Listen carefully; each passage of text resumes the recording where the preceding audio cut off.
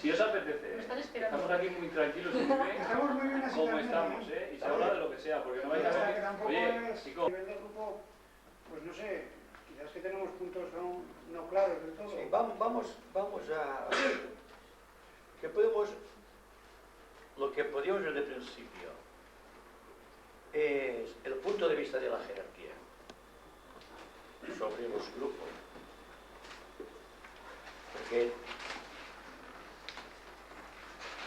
Porque todos sabemos que la era de Acuario, y en esto de las eras hay que ser muy específico, para mí los albores de la era de Acuario fueron ostensibles cuando se descubrió la electricidad. Hay que contar que una era de 2000 años y pico, que dura el paso de una constelación, un siglo, gravitando sobre la Tierra, tiene unos albores, unas auroras de 300 y 400 años. Así como también tiene una época de oscurecimiento que dura otros tantos. Por lo tanto, cuando Edison descubrió la electricidad, la manera de producir luz utilizando los medios técnicos que él había descubierto se introdujo en realmente la nueva era. El estallido final de la nueva era, cuando ya se empezó a trabajar dentro de Acuario, fue cuando se descubrió la manera científica de liberar la energía contenida en el átomo.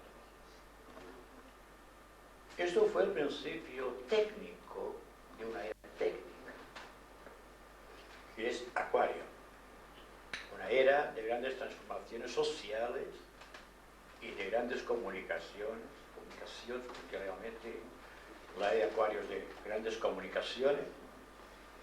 Estamos asistiendo a un proceso de descubrimiento de nuevos aspectos técnicos dentro de la ciencia. Y ahora tenemos, por ejemplo, las computadoras, que parece lo más acabado que existe, los ordenadores electrónicos, para determinar un aspecto psicológico nuevo en la vida de la humanidad. Es el descubrimiento de la fuerza latente dentro del espíritu humano. La rapidez de los contactos establecidos entre continentes, entre personas, mediante aquello que técnicamente hablamos, definiéndolo como velocidad en el tiempo, ha producido un cambio estructural completamente nuevo en la vida de la humanidad, lo cual ha redundado en la difusión de noticias con caracteres de instantaneidad, porque antaño tardaban meses y meses, ahora en cuestión de segundos nos llega una imagen de la otra parte de la Tierra. Estas cosas indican claramente que estamos ya dentro de la nueva era. Digan lo que digan los astrólogos, estamos dentro de la nueva era. Pero esta nueva era tiene también otra particularidad desde el punto de vista espiritual, y es que el hombre se haga consciente del grupo que le rodea. Debe empezar por armonizarse con el grupo familiar. El contexto familiar es el primer elemento de introducción a la era global. Tenemos después la atracción hacia grupos selectivos, porque un grupo selectivo es el fenómeno social definido en el átomo, por ejemplo, o en el mundo químico, como de afinidad. La afinidad química es la ley que impera entre los compuestos atómicos. Así que, por cantidad de protones, de electrones y neutrones se reúnen los átomos. Y sabemos que el átomo de hidrógeno es la unidad básica química. Por lo tanto, todos los demás elementos atómicos son compuestos moleculares a base de átomos de hidrógeno. Digo esto porque la afinidad química de un átomo de hidrógeno hacia otro átomo de hidrógeno o de un átomo de helio con otro átomo de helio o de plutonio con otro átomo de plutonio similar enseña la característica de afinidad que debe unificar cualquier célula humana con un contexto grupal determinado. Es decir, ¿por qué nos hemos reunido aquí y ahora? Si no es por afinidad. La misma ley química de afinidad. Pero, ¿qué tiene el átomo que lo hace tan realmente positivo con respecto al grupo al cual pertenece? Que no tiene una conciencia diferenciada, tan diferenciada como es la personalidad de un hombre en relación con otra personalidad, sino que siguen sin esfuerzo alguno la ley de la selectividad o de afinidad química. Ahora bien, sabido es, al menos desde un ángulo de vista esotérico, que esta era de Acuario, el de los grandes descubrimientos y avances técnicos, debe estar contrabalanceada, hablando en términos de energía, por una actividad de tipo espiritual o moral o ético, cual todavía no se ha reducido. Tenemos entonces un gran avance técnico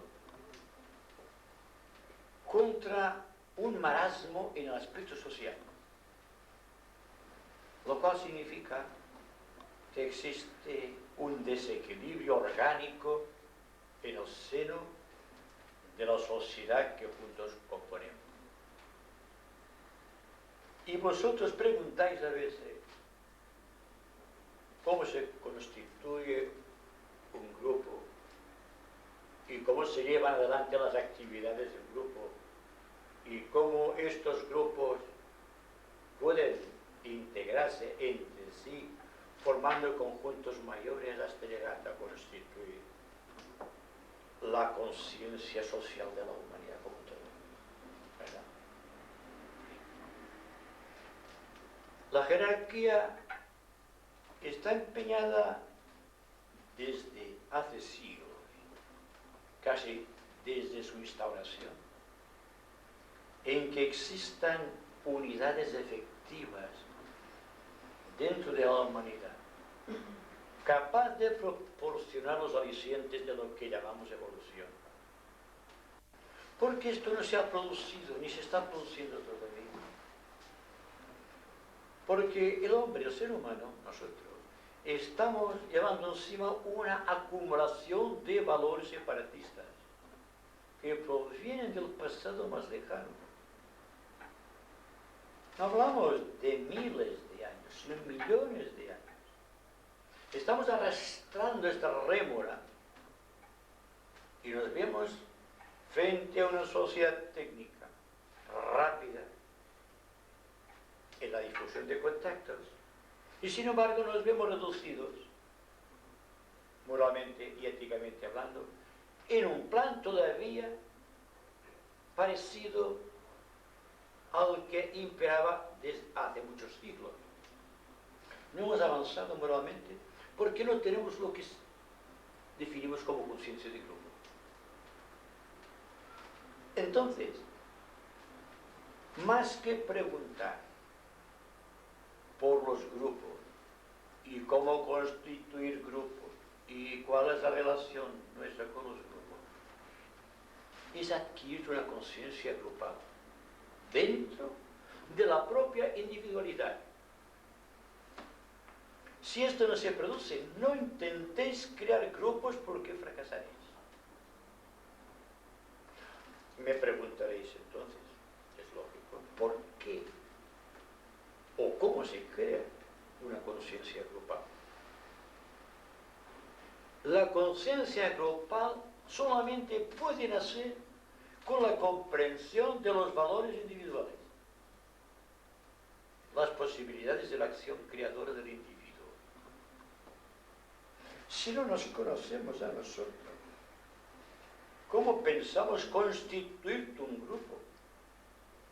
¿Cómo puede un grupo de ciegos comprender la dirección inteligente de un grupo de la jerarquía, por ejemplo?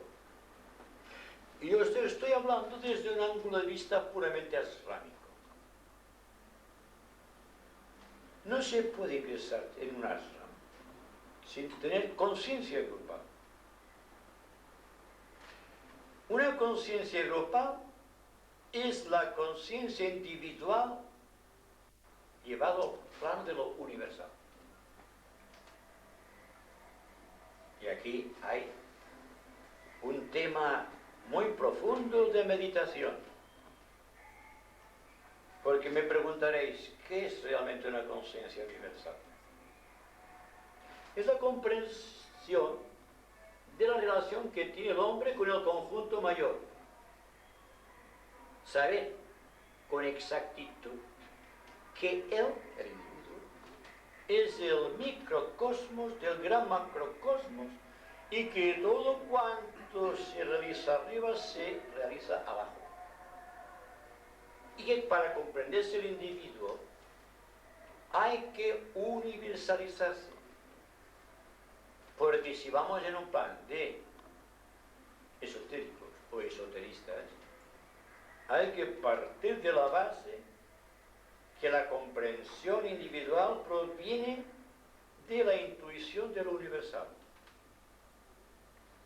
Cuando existe un equilibrio entre la intuición universal y la comprensión individual, surge un prodigio en la vida de la naturaleza de la humanidad, la conciencia de grupo, la conciencia grupal, que no es la conciencia del rebaño, la conciencia gregaria, la conciencia del hombre de las cavernas, o la conciencia de cualquier grupo animal, que todos obedecen a un mismo impulso, donde no existe una diferenciación, porque no existe evolución, tanto para producir el hombre individualizado, el hombre egoísta, siendo el egoísmo la primera arma del hombre para individualizarse. Cuando un animal, dentro del espíritu gregario, ha adquirido el suficiente grado de integración egoísta dentro del rebaño, es cuando surge, se separa de la masa, porque tiene una conciencia personal, casi, por encima de la conciencia gregaria, de la conciencia del rebaño.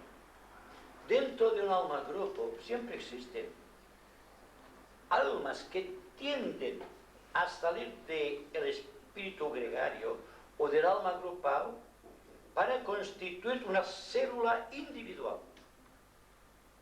Y aquel grupo de células individuales dentro de un alma grupal fueron las simientes de la humanidad mediante aquel gran misterio de los ángeles solares, al cual hemos hecho referencia en muchas partes de nuestra disertación. Entonces, yo no diré que no tengáis que reuniros de crear grupos si tenéis en cuenta que lo que os van a exigir para entrar en un ashram, para adquirir una perfecta conciencia grupal, es la despersonalización de las actitudes psicológicas. Lo que se exigía al animal, que adquiriese el suficiente autodeterminismo o egoísmo individual dentro de un alma grupal, se le exige ahora al discípulo, al aspirante espiritual, para que deje de ser egoísta que deje de ser personal para poder dejar el alma grupal, gregaria de la humanidad y para penetrar dentro de la jerarquía que tiene conciencia grupal y donde no existen reacciones entre los individuos a pesar de los distintos rayos imperantes en cada unidad individual. Porque si creáis un grupo sin tener al menos desarrollada un poco de conciencia grupal, vais a pasar vuestro tiempo agregándoos y disgregándoos, sin saber exactamente lo que tenéis que hacer o lo que debéis hacer, siempre de acuerdo con las sabias leyes de la naturaleza humana, que está ya avisando las supremas alturas de lo que llamamos una conciencia universal, que es la conciencia global perfecta. Esto es, por decirlo de alguna manera o prefacio, a una serie de argumentaciones que iréis fructificando a través del tiempo. Pero la conciencia grupal necesaria debéis adquirirla en vuestras reuniones, no de grupo, sino en contacto con el ambiente social dentro del cual estáis inmersos, el trabajo, la familia, los vecinos, el grupo al cual pertenecéis o queréis pertenecer, o el grupo con el cual queréis trabajar en un favor hipotético siempre de una jerarquía que solamente conocemos de nombre, ¿verdad? Soy un poco duro en esto, porque hablar de la jerarquía como hacemos muy corrientemente, sin saber exactamente qué es la jerarquía en sus funciones, cuál es su constitución, cuál es su trabajo, qué es lo que pretende la humanidad.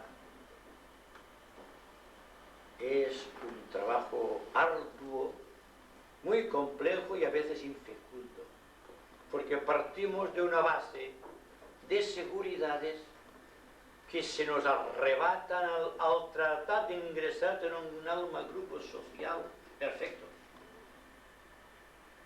¿Qué buscamos a través de un grupo? Fijaos bien. En el fondo no buscamos una seguridad espiritual. Hay una seguridad material, la seguridad en el trabajo, la seguridad en las relaciones, la seguridad en la familia, la seguridad profesional y la seguridad familiar, con lo cual enfrentamos constantemente nuestro karma, son las primeras piedras de toque para saber dónde está situada nuestra conciencia social o si realmente tenemos una conciencia social y grupal. Estamos reaccionando constantemente contra el ambiente que nos rodea. ¿Por qué? Porque en nosotros existe un desequilibrio. Un desequilibrio que afecta a la mente, el cuerpo emocional y el cuerpo físico. Si no hubiese un desequilibrio físico, no existirían enfermedades. No habría un asidero para entidad enfermedad. Si no existiese un desequilibrio en el mundo emocional, nosotros nos encontraríamos situados en un plan de observadores personales, tratando de medir aquello que estamos realizando, pero siempre dentro de las bases comunes de los errores. Y cuando llegamos a la mente, ¿qué es lo que vemos? Una dispersión total de energías del pensamiento. El pensamiento, psicológicamente hablando, es el resultado de un desequilibrio entre razones distintas.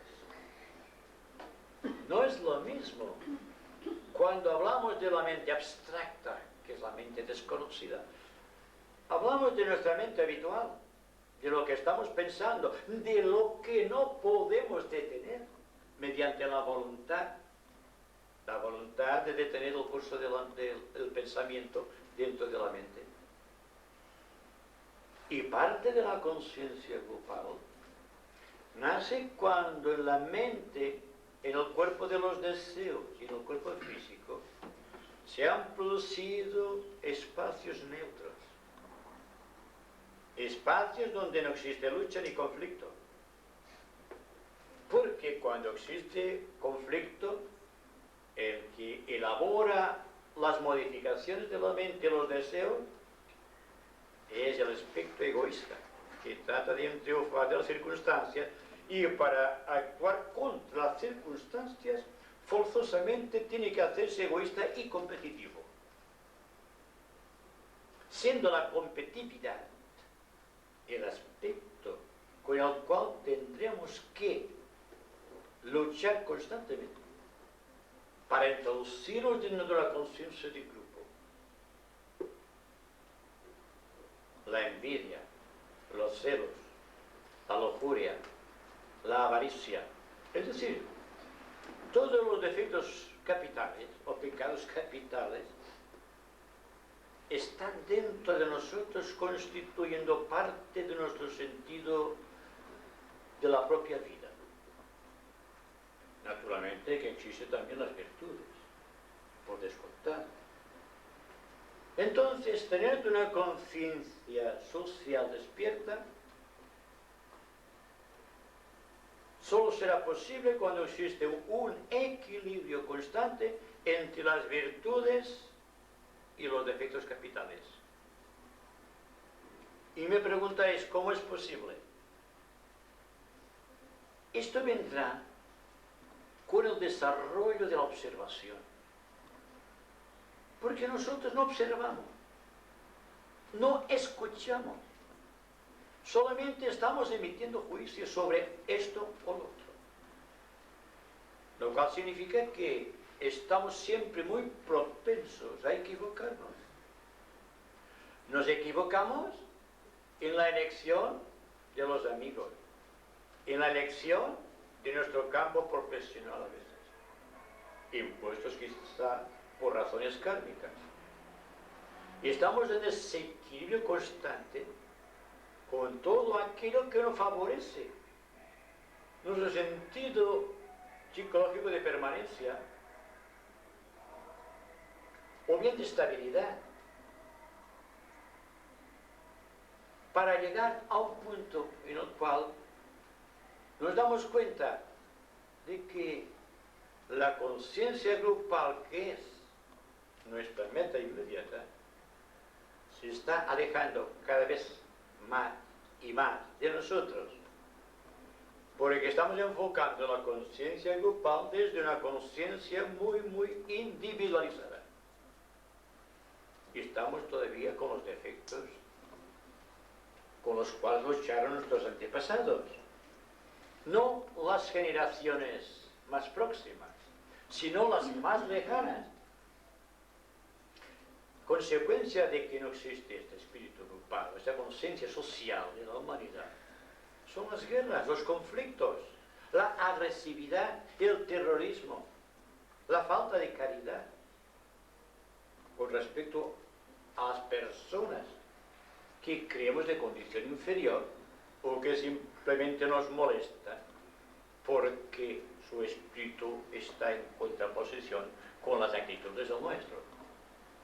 De manera que estamos luchando constantemente y tratando de establecer grupos jerárquicos sin haber adquirido una conciencia grupal, o al menos en cierta manera hasta cierto punto, porque se necesita algo de aproximación a la conciencia social o grupal partiendo de la conciencia individual.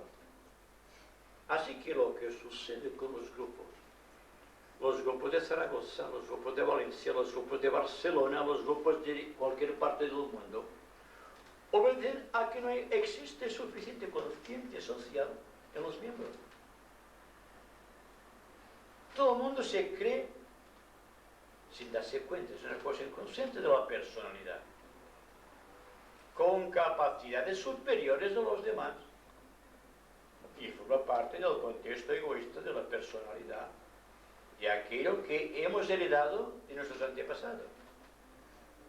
Y ahora, en el momento presente, y voy a terminar esta pequeña introducción,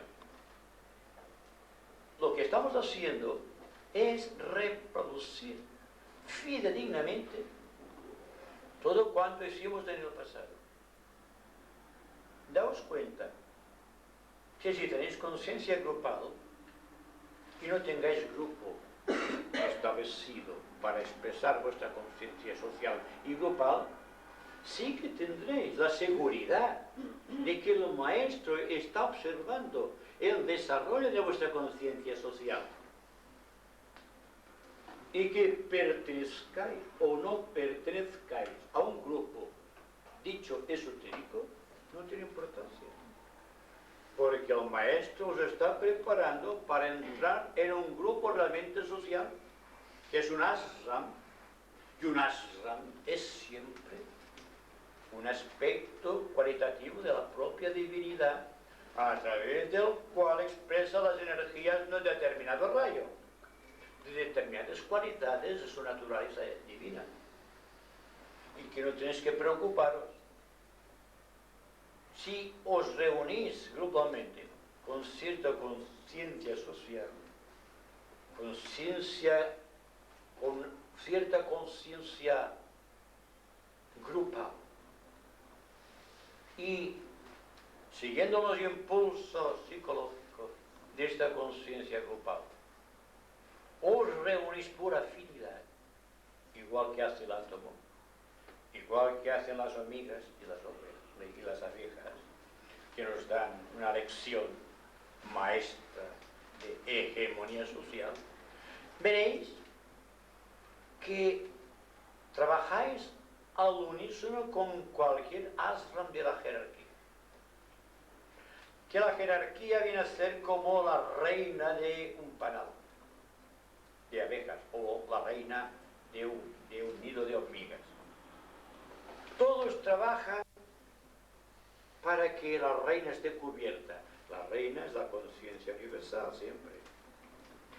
Y cada una de las obreras, abejas u hormigas, o cada uno de los obreros dentro de un campo social determinado, como puede ser de un grupo esotérico creado en la tierra, están trabajando para la reina, que es la jerarquía en este caso. Y que por lo tanto, como decían ayer tan claramente, estamos trabajando para el rey de nuestro mundo, para Sanat Kumara. Estamos trabajando para que él pueda adquirir rápidamente la cuarta iniciación cósmica, con el cual enfrenta ya, dentro de X eones, la quinta iniciación cósmica que convertirá a nuestro planeta en un planeta sagrado. Y decimos, ¿cuándo vamos a empezar? Siempre hay que estar de acuerdo en que solo hay que empezar aquí y ahora. Que no podemos perder más tiempo pensando en términos de mañana. Porque el mañana no existe. El mañana es irreal. Lo real es ahora. Porque si ahora constituimos un grupo organizado plenamente, está organizado. No podemos decir mañana vamos a hacer esto o haremos lo otro.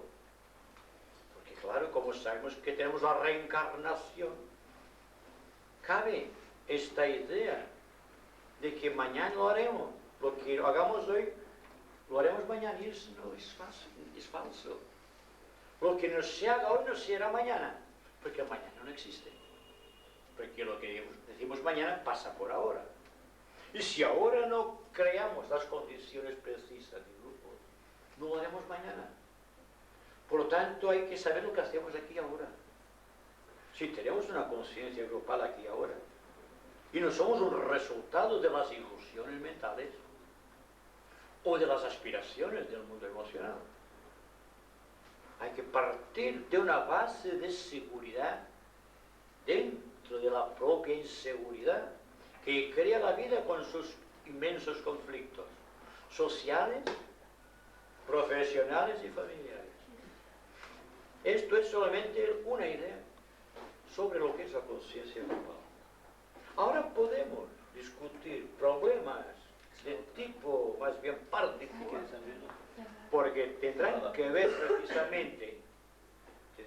precisamente con el trabajo que se puede realizar aquí y ahora.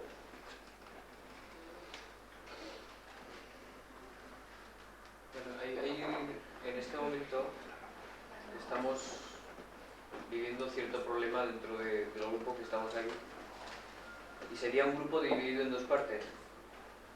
O sea, un grupo más antiguo, más grande, y un grupo nuevo que ha surgido no de ese grupo, sino que no se ha terminado de integrar en ese grupo porque había ciertas diferencias internas, y hemos visto que no éramos quien para solucionar esos problemas que había ahí. Entonces ahora estamos con esa problemática de no saber bien si seguir nosotros funcionando, haciendo esa meditación, un trabajo de estudio, o sea, cosas que nos hemos planteado, o es necesario integrar ese grupo más pequeño en el grupo más grande. Claro, habría que saber qué es lo que os diferencia dentro de un grupo. Las diferencias, ¿son diferencias de tipo intelectual? ¿O son diferencias de tipo espiritual? Nosotros podemos ver que son diferencias de tipo intelectual. La diferencia de tipo espiritual es más difícil. Porque fijaos bien, en un ashram